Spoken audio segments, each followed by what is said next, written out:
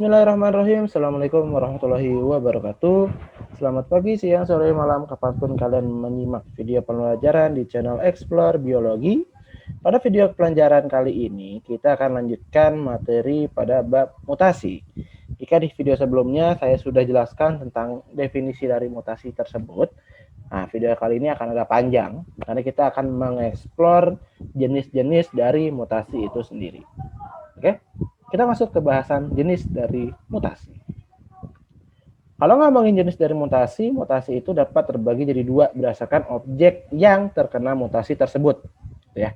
Mutasi dapat dibagi jadi dua, ada mutasi gen dan mutasi kromosom. Secara umum, kalau ditanya mana yang lebih berbahaya, yang lebih berbahaya adalah mutasi kromosom. Karena jelas, kromosom itu cakupannya lebih besar. Sementara kalau gen, itu cakupannya lebih kecil, makanya terkadang juga dibilang mutasi gen itu hanya atau disebut sebagai mutasi titik, point mutation.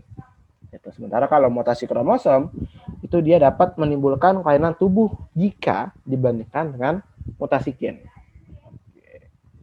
Nah, kita masuk yang pertama yaitu mutasi gen. Mutasi gen itu adalah sebuah kondisi di mana mutasi akan terjadi akibat perubahan urutan basa nitrogen. Nah, kalian diingat-ingat materi di bab genetika yang pernah saya jelaskan ya. Kalau belum silahkan kamu cek di playlist materi genetika. Basa nitrogen pada DNA itu ada 4. Adenin, timin, guanin, dan sitosin. Kita akan bermain dengan kode-kode tersebut lagi. Mutasi gen ini juga bisa dibilang sebagai mutasi tak bermakna atau nonsense mutation jika dia tidak mengubah susunan polipeptida yang terbentuk.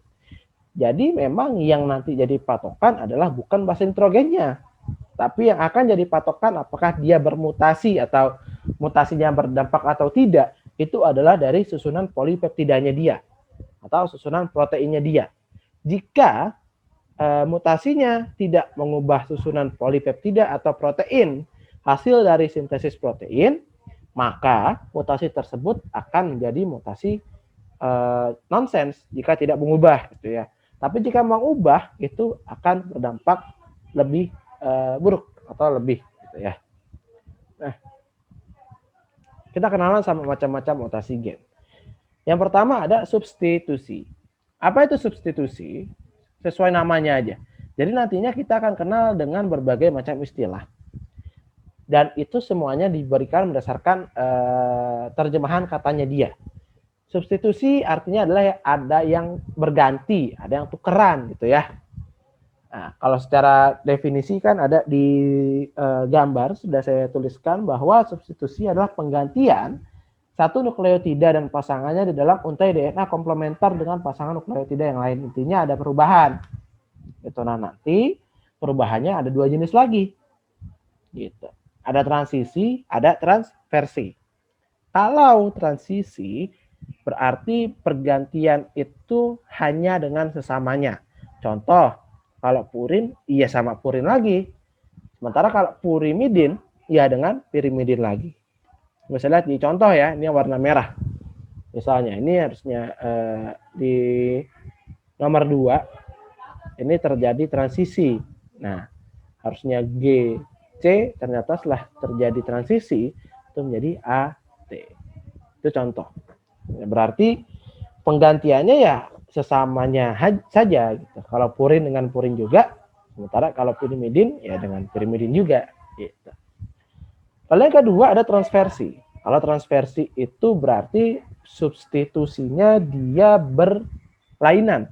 Jika purin dengan pirimidin, sementara kalau pirimidin dengan purin. Gitu. Jadi nggak sama. Contohnya misalnya di kolom ketiga di sini ya. Ini ganti warna deh, jangan kuning deh. Misalnya di sini GC. Salah, bukan nomor 2.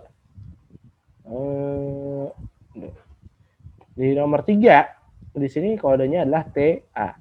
Ternyata setelah terjadi mutasi gen, dia kena transversi, jadinya GC. Itu contohnya seperti itu. Oke, kita lanjut ya. Nah, hasil dari substitusi tadi bisa berakibat 3. Ada mutasi diam, ada mutasi salah arti, ada mutasi tanpa arti. Apa bedanya? Bedanya adalah jika mutasi diam itu berarti ada perubahan kode genetik mutasi yang tidak mempengaruhi pengkodean protein, atau dengan kata lain ini tadi seperti nonsense mutation. Nanti contohnya ada di slide berikutnya, ya.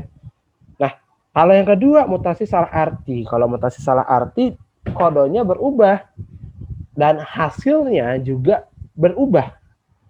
Asam amino atau polipeptida yang dihasilkan itu berubah dari asam amino yang seharusnya.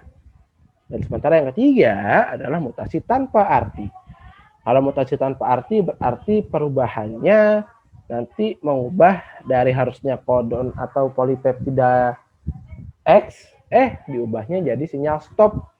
Nah, berarti yang lainnya nggak ada artinya karena nggak bisa dibentuk sebagai protein. Kita lihat saja contohnya kali ya. Nah, ini semoga jelas.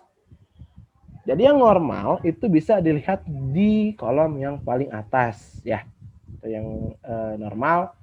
Kalau terjadi mutasi diam, ini contohnya di sini GGS atau GGC gitu ya. Sama ya, sitosin. Setelah mengalami substitusi, ternyata dia berubah jadi U. Nah, kalau kayak gini kita harus lihat tabel asam amino. Ternyata baik GGC itu dia sama dengan GGU, yang berarti asam aminonya yang dihasilkan sama-sama glisin. Nah, kalau kayak gitu, ini adalah contoh dari mutasi diam. Oke. Lalu selanjutnya, jika yang berubah bukan S, tapi yang berubah adalah G. G-nya berubah jadi A. Ya, harusnya tadi GGC, dia jadi AGC. Nah, kalau GGC dengan AGC itu menghasilkan asam amino yang berbeda. Harusnya glisin, di sini kenapa jadi serin? Nah, karena ada salah arti, salah paham, yang menghasilkan salah asam amino, maka dinamakan sebagai mutasi salah arti. Oke. Lalu yang selanjutnya, jika ternyata yang berubah bukan yang ini deh, bukan si G, bukan si C, tapi yang berubah adalah basa nitrogen keempat, yaitu A. A setelah mengalami mutasi gen ternyata berubah jadi U. Ingat bahwa UAG itu adalah salah satu contoh dari codon stop. Nah, dengan dia berada atau menjadi codon stop, maka dia telah selesai ya sintesis proteinnya. Jadi dari U sampai A yang saya gariskan ini, dia nggak kepake. Dia tidak bisa dijadikan sebagai protein. Yang berarti mereka semua jadi tidak berarti. Atau dengan kata lain, jadinya adalah mutasi tanpa arti. Oke. Sudah cukup terbuka berarti ya. Sudah cukup terbayang bagaimana mutasi gen tersebut. Kita lanjut. Nah, selanjutnya pada mutasi gen itu ada insersi dan delesi. Sesuai namanya aja. Kalau insersi itu berasal dari kata insert. Insert itu artinya penambahan atau pemasukan. Sehingga insersi itu dia ada penambahan satu atau lebih. Intinya kalau dia berlebih ya berarti pasti insersi. Gitu. Sementara kalau delesi berarti pengurangan satu atau lebih pasangan nukleotida pada suatu gen. Jadi patokannya adalah kalau insersi, insert berarti dia nambah. Kalau delesi, delete berarti dia berkurang atau terhapus. Gitu. Semoga berarti sudah cukup jelas ya dari sini ya. Nah, insersi dan delesi ini dia bisa menyebabkan mutasi pergeseran kerangka atau dinamakan sebagai frame shift mutation. Kenapa ya? Karena dia bisa mengubah banyaknya asam amino, atau secara lebih detailnya dia bisa mengubah banyaknya basa nitrogen. Misal lihat di gambar yang kanan atas insersi. Awalnya dia cuma ada 6. Ya, 6 basa nitrogen. Ternyata setelah mengalami insersi nambah 2 nih. Ya, berarti jadi 8 walaupun sini tetap 6 ya. Tapi totalnya adalah ada 8. Nah, 3, 3. Gitu. Nah, hal yang sama kayak delesi. Delesi dengan dia berkurang dari tadinya 6, dia tinggal 4. Gitu. Itu yang dinamakan sebagai frame shift mutation. Jadi semuanya bergeser. Itu kalau tadi substitusi, ya dia hanya 1 atau 2 saja yang berubah, kecuali di tanpa arti tadi. Sisanya nggak kepake. Tapi kalau pada mutasi gen, insersi, dan delesi, dia berubah semua. Nah, tergantung dia terjadi di mana insersi atau delesinya. Semakin awal dia terjadi, maka akan semakin banyak pergeseran yang terjadi. Seperti itu ya.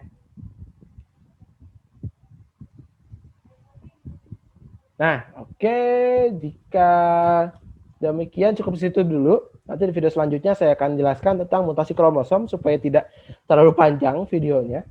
Jika kamu merasa video ini bermanfaat, silahkan di-share ke teman-teman kamu yang kamu rasa perlu mendapatkan info dan kebermanfaatan yang sama. Mohon maaf jika ada salah kata. Sekian, sampai berjumpa di video selanjutnya. Wassalamualaikum warahmatullahi wabarakatuh.